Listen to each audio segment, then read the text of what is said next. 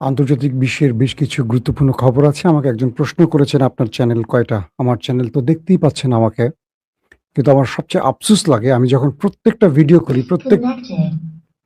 আমি আমার প্রত্যেকটা ভিডিওর শুরুতে বলে দেই, দেখছেন ওপেন দাইজ ইউটিউব চ্যানেল এবং মাসুম মাহবুব ফেসবুক পেজ। তো এই শব্দটা থেকে আপনারা বোঝেন না যে ২ টো পেজ আমার। আমার ভিডিও বাকি যারা চুরি করছেন বিভিন্ন পেজে, প্রায় শতাধিক পেজ ইউটিউব তৈরি হয়েছে যারা আমার ভিডিওগুলো চুরি করে দিচ্ছে। সেখানে কি নামটা দেখছেন না? কি নামে আছে? একটু আন্তর্জাতিক খবর যখন রাখবেন অনেকে বলছি, আপনাদের উদ্দেশ্যে বলছি না, যারা চোরদের ভিডিও দেখছেন, একটু নাম খেয়াল করবেন কোন চ্যানেলে দেখছেন। ওকে? আর আমাদের আরেকটি ডকুমেন্টেশন চ্যানেল আছে ওপেন ভিউ টিভি। এটাও কিন্তু আমাদের, সেখানে আমরা আ ডকুমেন্টারি গুলো, আন্তর্জাতিক মানের ডকুমেন্টারি গুলো দেখানোর চেষ্টা করি। চলেন আমরা মূল খবরে চলে যাচ্ছি। আজকে আর এই বিষয়ে আলোচনা করতে চাই না। আপনাদের শুধু জাস্ট অবগত করলাম। প্রিয় দর্শক, আজকের মূল শিরোনাম, ইরান নিউক্লিয়ার বানাচ্ছে না বানিয়ে ফেলেছে, তার দুটো তথ্য এসছে নতুন করে। এক, হঠাৎ করে ইন্টারন্যাশনাল অ্যাটমি এনার্জি যিনি চিফ, অর্থাৎ আইএই এর প্রধান রাফায়েল গ্রোসি ইরানে ঢুকতে চাচ্ছেন। ইরান তাকে বলছে, আসো তুমি, তোমাকে ঢোকাবো। কোন দিক দিয়ে ঢোকাবো বুঝতে পারছেন তো? হঠাৎ করে এই রাফায়েল গ্রোসি কেন ইরানে ঢুকতে চাচ্ছেন? আমেরিকা ইসরায়েলের খেলাটা কি? ২ নম্বর খবর, চীন পাকিস্তানের হাতে 5th প্রজন্মের যুদ্ধ বিমান দিতে যাচ্ছে, যে খবরে ভারতের ঘুম হারাম হয়ে গেছে। চীন কি খেলাটা খেলতে চায় বাংলাদেশ এবং পাকিস্তানকে নিয়ে? এই দুটো প্রসঙ্গে আজকে ডিটেল আলোচনা দেব আপনাদের। শুনতে এবং দেখতে পাচ্ছেন আশা করি, না? জি, শামীম ভাই, আপনি দেখছেন আমাকে, অন্তরস্থল থেকে ভালোবাসা জানিয়েছেন, আপনার জন্য শুভেচ্ছা শামীম ভাই। মোজাম্বিক থেকে দেখছেন মফিজ ভাই, জি, আপনাকেও ভালোবাসা জানাচ্ছি। তো এখন এই মুহূর্তে দুটো প্রসঙ্গ আমাদের সামনে আসছে। এক, ইরানের ভেতরে যে পরমাণু বিজ্ঞানীরা একের পর এক অর্থাৎ ধারাবাহিক মারা গেলেন, ইরান কাকে সবচেয়ে বেশি সন্দেহ করছে? ইরান বলছে যে আমরা এজন্য আইএই এর যে আন্তর্জাতিক নিউক্লিয়ার বিষয়ক প্রধান মিস্টার রাফায়েল গ্রোসিকে সন্দেহ করা হচ্ছে। বলা হচ্ছে যে আমরা এই ব্যক্তিকে আমাদের প্রত্যেকটি নিউক্লিয়ার সাইট পর্যবেক্ষণের অনুমতি দিয়ে ভুল করেছি, কারণ তিনি আমেরিকা এবং ইসরায়েলের এজেন্ট হয়ে কাজ করছেন। কোথায় কি আছে, কোন পরমাণু বিজ্ঞানীরা এই কাজগুলো করছেন, পুরো তথ্য ডাটা তিনি এখানে এসে আমাদের সাইট ভিজিট করে সংগ্রহ করেছেন, এবং ধারণা করা হচ্ছে উনি কোনো বিশেষ চিপ নিউক্লিয়ার সাইডে বসিয়ে রেখে আমেরিকা এবং ইসরায়েলকে আক্রমণে সহযোগিতা করেছেন। এ পর্যন্ত ইরান কোনো নিউক্লিয়ার বোমা না বানালেও কেবল এই পরমাণু বিজ্ঞানী তারা কয়েক ডজনকে হারিয়েছেন, এবং তাদের প্রত্যেকের ডাটা সবকিছু আমেরিকা ইসরায়েল এত নিখুঁতভাবে পায় কি করে? তো এ থেকে ইরান বলছে যে এই রাফায়েল গ্রোসি তাদের সন্দেহের প্রথম তালিকায় রয়েছেন, এবং তিনি এখানে এসে সাইট ভিজিট করছেন, আর ভেতরে ইসরায়েল এবং আমেরিকার সিআইএ এবং মোসাদের এজেন্ট হয়ে কাজ করছেন। সো তাকে আর ইরানের ভেতরে ঢুকতে দেওয়া হবে না। যখন রাফায়েল গ্রোসি ইরানের ভেতরে ঢোকার অনুমতি চেয়েছেন, ঠিক সেই সময়টি ইরান আবার এই ঘোষণাটি দিল। মূলত ১০০ দিনের লড়াই শেষে ৪০ দিনের যুদ্ধ, তারপর যুদ্ধবিরতি, সব মিলে প্রায় ২০ দিনের কাছাকাছি হয়ে গেল। আমেরিকা এখন পর্যন্ত জানছে না, ইসরায়েল এখন পর্যন্ত জানছে না ইরানের সেই নিউক্লিয়ার সাইটগুলোর অবস্থা, কিংবা ইরানের যে পরমাণুগুলো আছে, সমৃদ্ধকরণ পরমাণুগুলো আছে, এগুলো কোথায় আছে, কি অবস্থায় আছে। যে কারণে আমেরিকা এই বিষয়টি নিয়ে যথেষ্ট টেনশনে আছে। পাশাপাশি আমেরিকা এবং ইসরায়েল চিন্তা করছে যে এই সময়টির মধ্যে ইরান এটিকে 60% থেকে 90% সমৃদ্ধ করে কোনো অ্যাটম বোমা বানিয়ে ফেলেছে কিনা। তো এই জন্যই আমেরিকা এবং ইসরায়েল তারা রাফায়েল গ্রোসিকে নতুন করে ইরানের ভেতরে পাঠিয়ে তথ্য উপাত্ত সংগ্রহের কাজ করতে চান। এটি হলো ইরানের অভিযোগ। তো সেই আলোকে ইরান রাফায়েল গ্রোসির উপর নিষেধাজ্ঞা দিয়ে বসেছে, বলছে আমাদের সাথে আমেরিকার 60 দিনের যে চুক্তিটি, অর্থাৎ আগামী 60 দিন আমরা যুদ্ধবিরতি মেনে চলব, শান্তি চুক্তির নিয়ম ফর্মুলা মেনে চলব, কিন্তু এই 60 দিনের মধ্যে কোনো আইএই এর অর্থাৎ অ্যাটমিক এনার্জি কোনো ব্যক্তিরা এই দেশে আসবে না। 60 দিন পর আমরা একটি মেকানিজমের মাধ্যমে দুই দেশ আবার আলোচনায় আসব। সেই সময়টি আমরা নির্ধারণ করব ইরান তার নিউক্লিয়ার বিষয়ে কি সিদ্ধান্ত নেবে, বা আমেরিকার কি চাইছে, বা আন্তর্জাতিক ইউনিটি বা জাতিসংঘ কি চাইছে। কিন্তু এর মধ্যে আমরা কোনোভাবে আইএই এর কোনো সদস্যকে ইরানে ঢুকতে দেব না। বাস, আমেরিকা ইসরায়েলের চাল ভেস্তে গেল। কারণ এই ব্যক্তির মাধ্যমে ট্রাম্প নেতানিয়াহু বোঝার চেষ্টা করছিল ইরান কি করছে আসলে তার সমৃদ্ধকরণ ইউরেনিয়াম, এটি কি বোমায় রূপ নিয়েছে, বা আমেরিকা আদৌ কতটুকু ক্ষতি করতে পেরেছে, বা ইরান তার নিউক্লিয়ার সাইটগুলোকে কতটুকু সংস্কার করে আবারও কাজ শুরু করেছে। টোটাল ডাটা আমেরিকার জানার বাইরে। ইরান এমন ভাবে ভেতর থেকে, অর্থাৎ এই ইন্টারন্যাশনাল মানে আইএই এর যে সদস্যদের তথ্য, সে তথ্যের মাঝে এমন ভাবে দেয়াল তৈরি করে দিয়েছে আমেরিকা ইসরায়েল এই মুহূর্তে কোনো তথ্য নিতে পারছে না।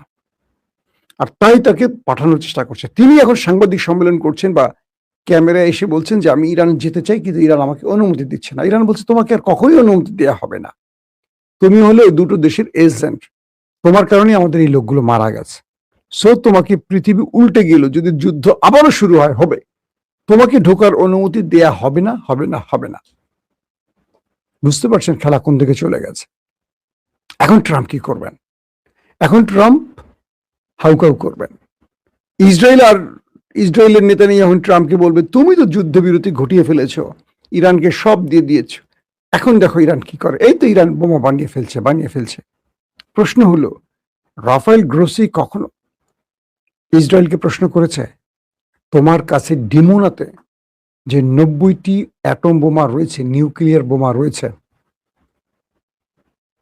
তুমি এটা স্বীকার করছো না কেন?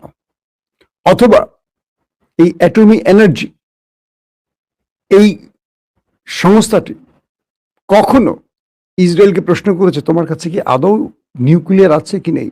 যদি থাকে তুমি স্বীকার করছো না কেন? তুমি কোন নিয়ম এটি বানিয়েছো? যদি না থাকে তাহলে ডিমোনাতে কি আছে?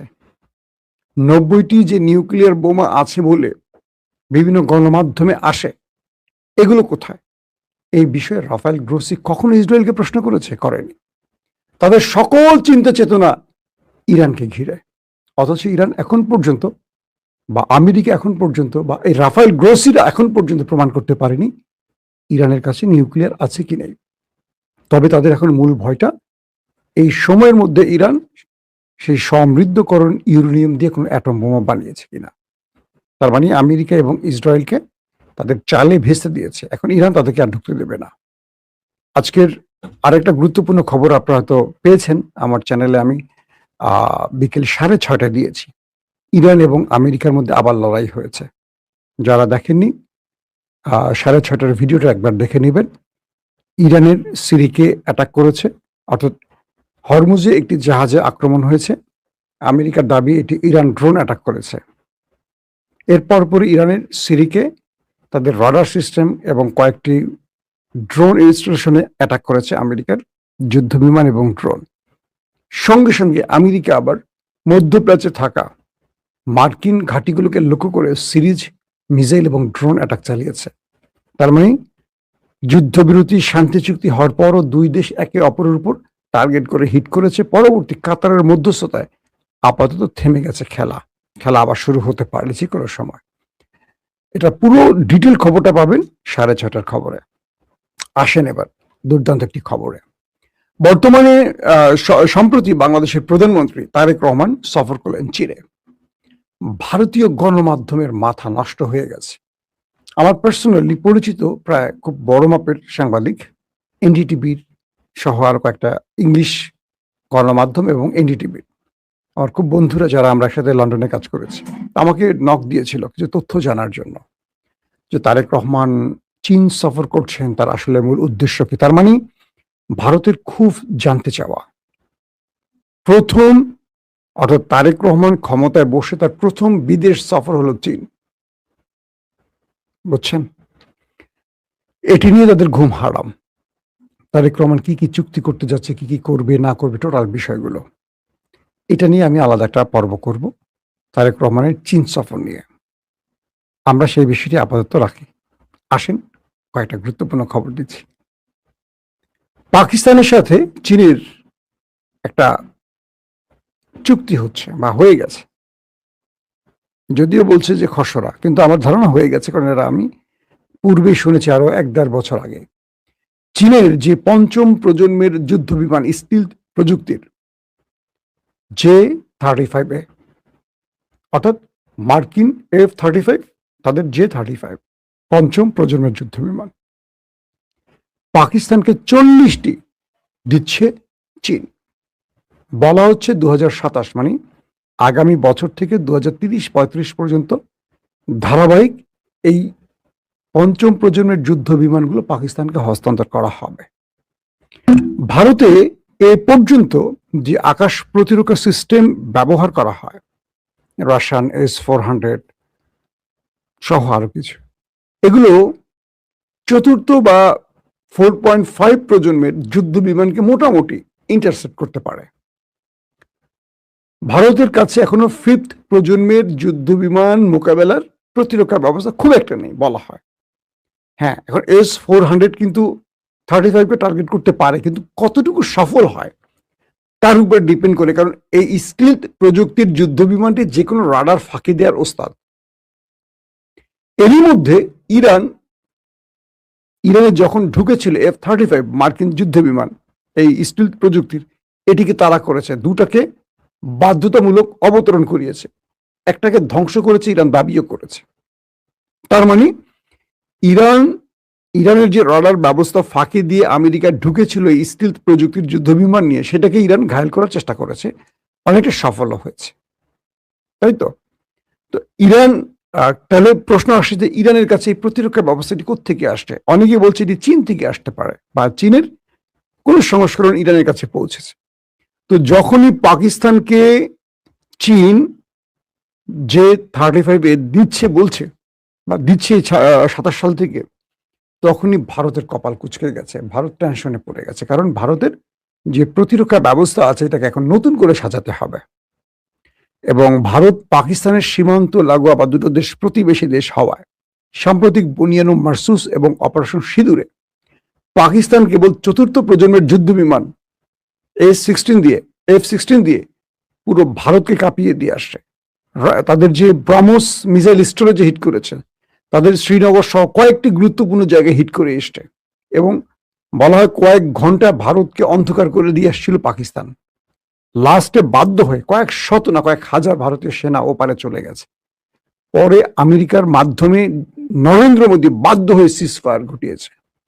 তো সেই পাকিস্তানের হাতে যদি এখন এই স্টিলথ প্রযুক্তি, পৃথিবীতে এই মুহূর্তে যুদ্ধ বিমানের ক্ষেত্রে পঞ্চম প্রজন্মের স্টিলথ প্রযুক্তির আমেরিকার, রাশিয়ান হলো Su-35, আর এদের হলো J-35, ওদের F-35, এই তিনটি দেশের কাছে যে পঞ্চম প্রজন্মে আছে, এই পঞ্চম প্রজন্মের খেলা পাকিস্তানের কাছে পৌঁছে যাওয়া মানে হলো ভারতের জন্য ঘুম হারাম হওয়ার ঘটনা। ভারতকে বিশাল বিশাল অ্যামাউন্ট খরচ করে এখন প্রতিরক্ষা ব্যবস্থা, রাডার সিস্টেমকে আপডেট করতে হবে, এক। 2 নম্বর, ইলেকট্রনিক্স ওয়ারফেয়ারের যে খেলা, সেই খেলা তুরস্ক এবং চীন পাকিস্তানকে যা দিয়েছে সেটা কিন্তু ভারতের কাছে নেই। ভারতের কাছে প্রায় 5 থেকে 600 ফাইটার জেট আছে মনে করেন, এর মধ্যে সেকেলে একেলে আগামীকালের কয়েক কালেরই আছে, কিন্তু তাদের কাছে যে সবচেয়ে পাওয়ারফুল রাফায়েল, সেই রাফায়েলকে 5টিকে মাটিতে শুইয়ে দিয়েছিল বুনিয়ানু মারসুসে পাকিস্তান। তো সবকিছু মিলে আকাশ যুদ্ধে পাকিস্তান বরাবরই ভারতকে বিট করছে। এর আগে অভিনন্দনকেও শুইয়ে দিয়ে চাখা হয়েছিল, মনে আছে আপনাদের? তো ভারত যতই বলুক তাদের কাছে রাফায়েল আছে, এটা আছে, ওটা আছে, কিন্তু পাকিস্তান তার যুদ্ধ বিমানের খেলায়, আকাশের খেলায় ভারতকে বারবারই টেক্কা দিচ্ছে। তো সেই পাকিস্তান, এখন পাকিস্তানের সেই পাইলটরা এই মুহূর্তে চীনে নাকি তারা কি বলে J-35 যুদ্ধ বিমানের ট্রেনিং নিচ্ছে চীনে। অর্থাৎ চীন তাদেরকে যে যুদ্ধ বিমানগুলো দেবে, এটা পরিচালনার জন্য পাকিস্তানের একটা চৌখুশ পাইলট গ্রুপ যারা যুদ্ধ বিমান চালাচ্ছেন তাদেরকে চীনে পাঠিয়ে ট্রেনিং দেওয়া হচ্ছে। পাকিস্তান তারা বাংলাদেশকে J-10C দিচ্ছে, কথা চলছে। পাশাপাশি 17 থান্ডার, যেটা পাকিস্তান এবং চীন নির্মিত, এগুলো দেওয়ার কথা চলছে। এগুলো পেলে বাংলাদেশ মোটামুটি আকাশে ভারতকে বিট করার সক্ষমতা অর্জন করবে। সংখ্যায় কতটি সেটা পরের কথা, কিন্তু ভারত অ্যাটাক করলে বাংলাদেশ নীরবে বসে থাকবে না, বাংলাদেশও পারবে, সেটার একটা বিষয় বললাম। পাশাপাশি তুরস্ক বাংলাদেশকে ড্রোন দিচ্ছে। চীন বাংলাদেশকে আরো কি কি দিবে সেই বিষয়টি হয়তো আমরা সামনে বলবো তারেক রহমানের এই আলোচনার আরো কিছু আদ্যপান্ত জেনে। কিন্তু পাকিস্তান যদি 5ম প্রজন্মের যুদ্ধ বিমান পেয়ে থাকে, এটি হবে বাংলাদেশের জন্য আর একটা খুশির খবর। কারণ পাকিস্তানের সাম্প্রতিক সময় একটা বড় পাইলট যারা ভারতের আকাশে উঠে ভারতকে পরাজিত করেছে, আমি জেনেছি তারা বাংলাদেশে এসে বাংলাদেশের পাইলটদের ট্রেনিং এর একটি সেশন করেছেন পাকিস্তান থেকে এসে। এই যে যাত্রাটা শুরু হয়েছে, এটা নরেন্দ্র মোদীর জন্য খুব টেনশনের কারণ হয়ে গেছে।